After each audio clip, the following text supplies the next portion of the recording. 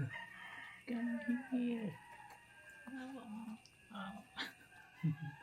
Come here. Come here.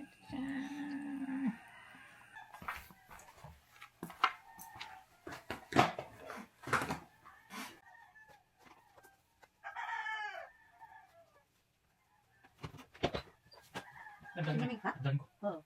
Lamig ka? Nag-iinit ka tubig? Oh.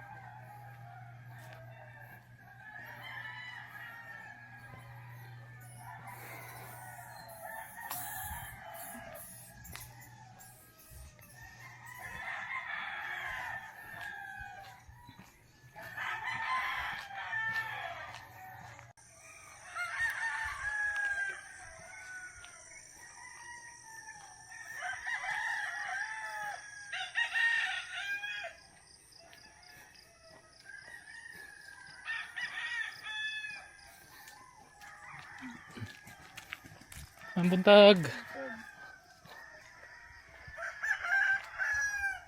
What's up? Good morning. Good morning sa inyong lahat. Today is Friday. So may task na naman tayong gagawin. Papawis. Tsaka sa mga tropa kong hindi familiar yung lugar ko dito sa Leyte, Ormoc, sa Barangay Nueva Vista. So flex ko lang sa inyo kung gaano kaganda dito sa lugar namin. Sobrang aga pa ngayon, nasa pa lang 5:30 mga ganyan. So flex ko lang sa inyo kung gaano kaganda dito sa lugar. At saka shoutout nga pala sa mga new followers ko. Hindi pa ganun kadami yung followers ko. Importante is may mga nagla-like kahit pa paano. sa mga taga Nueva, lahat ng taga Nuevang sa atin, naka-follow, kumbaga support. Shoutout sa inyo. Hindi ko kayo maisa-isa. Yung iba naman is hindi ko talaga ganun kakilala. So shoutout sa inyo. Tsaka kung may mga nagtataka, ba't nagtatagalog to, Bisaya to? Kasi hindi naman Bisaya lahat ng friend ko, so followers ko. So Tagalog tayo, best. So ayan, good morning sa inyo. Lugar na nasa may bandang taas, tsaka kita yung buong city. So shout man ako. Hello, may buntag. Si Noiberto. Shout out kay Noiberto. So punta tayo doon sa lugar sa Bisto. Tawag dito ay Bisto. Ganito kalawak yung namin dito. Lupain ng mga naunang ng angkin na joke. Hi Chucho. Ayun o, yun yung city of Ormoc. So kita dito,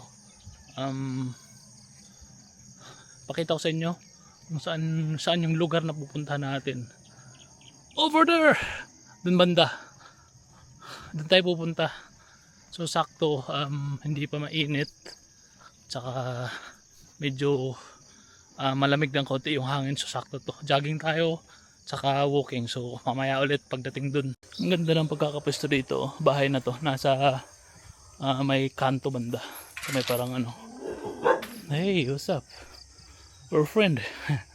So dito sa may paliko. Ayan, ganda ng pwesto ng bahay nila. Ayan, pangarap ko magkaroon ng ganyang bahay. Hindi malaki, hindi maganda, pero tahimik. Ayan dito, ang ganda dito. Takbuhin natin yan. nandito na tayo sa bandang ano, kung baga nakaano yan, naka-Y. So dito is papuntang Cabaonan, dito naman is sa amin. So pakita ko sa inyo yan. Shoutout nga pala sa ano, shoutout nga pala sa lahat ng mga friend ko sa Cabaonan. Ayan, so marami tayong tropa dito sa Cabaonan. Para mga ano natin to, para mga kamag-anak, Moreno family. Lahat kayo dyan. Yan, dito yung likuan papuntang Cabaonan. So pakita sa inyo.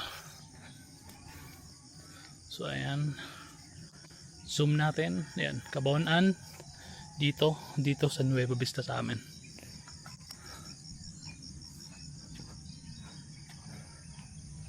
Ayan, ganda dito. Ayan.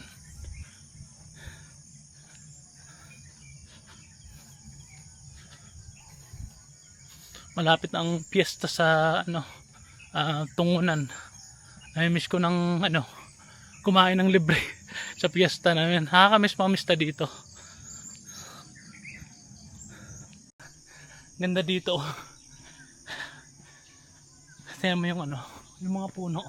Parang ano, nagpo-protect siya para hindi masyado ma-expose sa araw yung mga mag-walking. Kasi nga, konkreto na to kalsada namin. Last year nung umuwi ako, is putol pa siya. From Barangay Nueva Vista to Welcome, meron pa siyang mga siguro nasa ano 100 meters na hindi pa siya simentado. Ngayon hanggang Welcome is okay na siya, konkreto na. So big shout out sa Cabaonan, especially kay Kapitan. Ewan ko lang kung siya pang kapitan ngayon. Shout out sa iyo, Ruel Laurente. Oh, sarap dito. Ayun, pakita ko sa inyo sa tapat. Whoop. Ganda talaga dito. Doon tayo pupunta sa may bisto. Hingal kabayo na tayo at tawag dito. Puro tayo higa. Puro lamon, puro higa. Wala mo ng diet at sayang yung bakasyon. Ayun sa gilid, pakita ko na sa inyo. Ganda, di ba? Napakaganda dito, totoo lang. Ma-appreciate nyo lang yung ganda dito, lalo pag bihira lang kayo makauwi, lalo pag sa ano kayo, sa part of Middle East. Kasi alam nyo naman, Middle East halos lahat is disyerto, buhangin. So maninibago ka pag nakauwi ka ng Pinas. Ang Pinas is mayaman naman talaga sa natural resources. Hindi lang yan, mayaman talaga, marami tayong ano talaga, mapagkukunan ng pera dito. Ang problema lang is yung mga nasa posisyon. Hindi naman lahat, pero most of them. Sa ibang bansa is nagpapaligsahan sila sa pagandahan ng mga project, mga building. Dito naman is alam nyo na, paligsahan, palakihan ng ano may lalagay sa bulsa. So ayun lang, mamaya ulit. Kasi araw nandun banda. So dapat pag lumabas yung araw, sunrise is nandun na tayo dapat dun. Kita nyo yung tower na yun sa may ano, tinatawag na Bisto. Ang ganda dyan. Hingal kabayo. Takbo tayo ulit. And so dun tayo galing last year. Yung sinasabi sa inyo, hindi pa simentado to, pero ngayon ayan, simentado na siya hanggang dito. Diyan sa unahan, dyan na yung Welcome. Marami rin tayong tropa dyan. So ayan, pakita ko sa inyo yung syudad. Hindi pa kita dito, mamaya pakita ko sa inyo.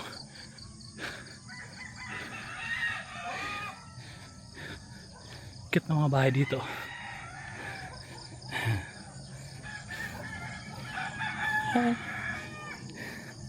Ayan. Sa pababa. Lakad na tayo ta. Baka bulin tayo mga aso.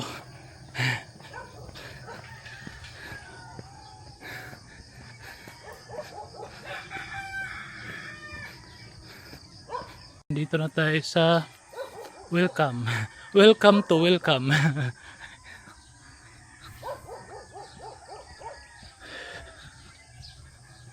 Ayan, pakita ko sa inyo yung mga zoom natin. Ayan, kita nyo yan, mga baka. 2 times zoom. Ayan. Kita nyo yan. Pag mamayari ko yan. Binenta ko lang, sinanla ko lang kasi nga wala nang pambili ng ng tuba, kaya sinanla ko yung mga baka na yan. Ayan, so welcome to welcome. Tapos dito is papuntang Tungunan, puntang campsite, papuntang Tungunan. Dito naman is papuntang city of Ormoc. Tapos pupunta tayo doon kasi nga punta tayo sa may Bisto, sa mga lupain ng mga Larasabal. Hindi ko lang sure. So ayan, likuan tayo dyan, kakanan tayo. Pero sa mga susunod na araw, puntahan din natin dito sa may kaliwa, puntang campsite, puntang Tungunan. So shout out sa mga tropa natin dyan sa Tungunan. Dito to Joseph family. So dito rin yung mga Diaz family, mga classmate dati. So ayan, dito na tayo. Ayan, so dito nga papuntang Tungunan, tapos dito na papuntang city.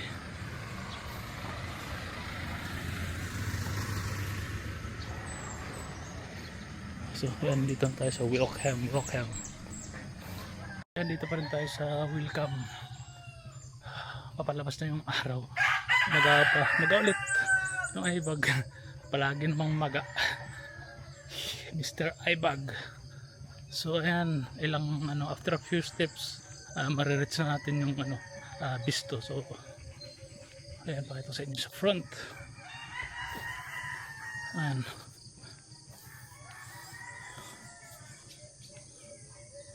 Yun, napakaganda oh. Ayan. Doon tayo galing sa barangay namin. Layo na mga, ewan ko. Kita nyo yun guys. Siya. Parang bumaba na clouds. Parang pag. Yun oh. Ganda oh. Kasi nasa kami sa may bandang taas na kami. So punta natin sa may bandang taas para kita natin yung buong Ormoc. Hindi naman buong Ormoc, pero mga kalahati ng Ormoc is makikita natin.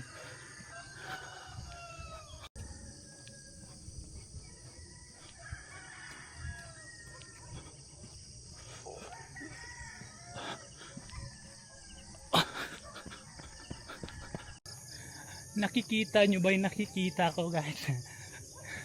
Ayun, napakaganda dito. So doon tayo galing sa barangay Nueva Vista, barangay namin. Tapos dito na tayo malapit sa Bisto. After mga 10 minutes is reach na natin. Pero kahit dito sa part na to is napakaganda. Parang sa basta hirap explain, siguro New Zealand ganyan. Ay, hindi New Zealand pala. Ewan.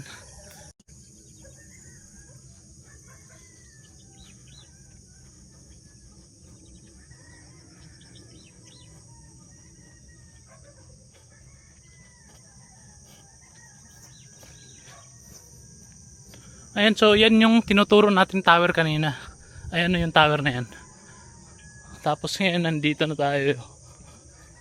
Ang ganda dito. Shit. Ayan yung mga puno namin dito, mga pine tree. Ayan oh, daming pine tree dito.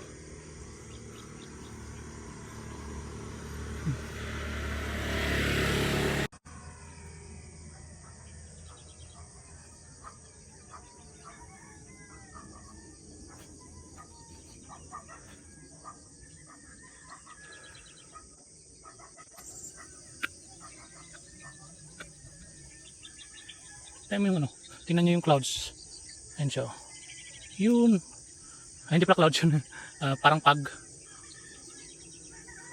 Ganda diba? Ayan, so jogging pa tayo hanggang dun. Hanggang jogging pa tayo.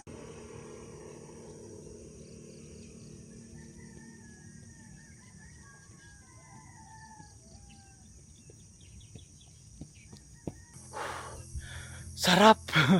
Grabe. Naka-incline. Paakyat siya. Sarap. Solid. Kahit yung mga motor hirap. Ang ganda dito. Ayan.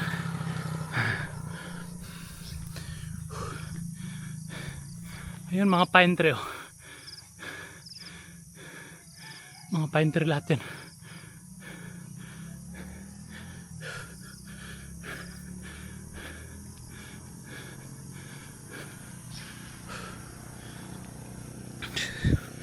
Grabe.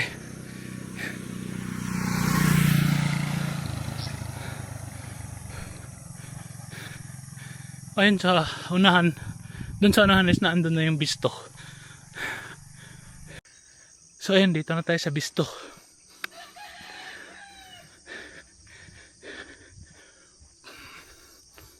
Hingal kabayo. Ayan. Ito yung Bisto. Kilalang kilala to dito. May ano siya, kumbaga ano to, rest house ng ano dito may ari, mga Halar-Sabal. So yan, kita nyo yan, yung nakadikit, mga yan, baka. So yan yung Bisto. So yung dati, yung Catherine at saka sila Daniel, nag-shooting na sila dito dati. Hoy! Ato ka friend Ernie Moreno. Ako ba sa vlog ba? Tungo na radlaw? Oo.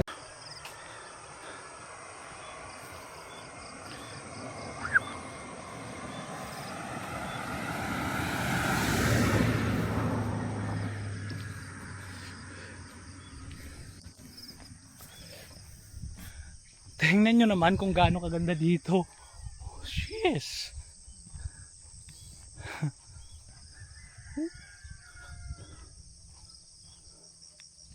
Ang ganda.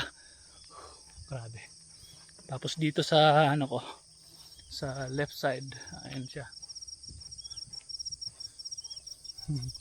Napakaganda. Tapos napakasariwa ng hangin dito. Grabe. Sarap. So dumaan yung natin, isang tropa natin yan, taga Cabaonan yun, si Ernie Moreno. Shout out sa Imdol. So pwede nating dayuhin yun mamaya sa Cabaonan, magkakasama kami. Isa sa pinagmamalaki ko dito sa lugar namin is less crime. Kung meron man, bihirang-bihira lang. Hanggang lang, mga nakaw-nakaw, pero yung patayan talaga is bihirang-bihira lang.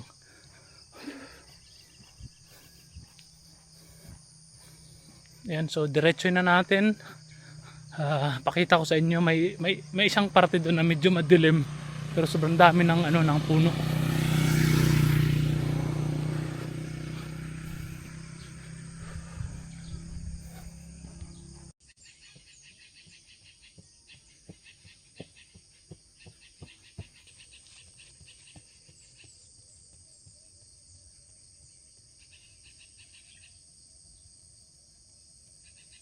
Oh, medyo malayo na narating natin, kaya balik na tayo. So ayan, may sign dito. Sign ng hayop. Ayan, baka or ayan ko ano yan, siguro sheep. So reminders yan. Kumbaga yan, awareness ba, para maging aware kayo na baka may tumawid na hayop. Kasi marami nang nadiskrasya dito sa sa part na to, kasi maraming kurbada, tapos mga motor yung madalas ditong madiskrasya. So balik na tayo sa tamang-tama, maliwanag na. So kunan natin ulit yung Yung dinaan natin kanina kasi madilim pa yun. Tapos kunan natin ngayon.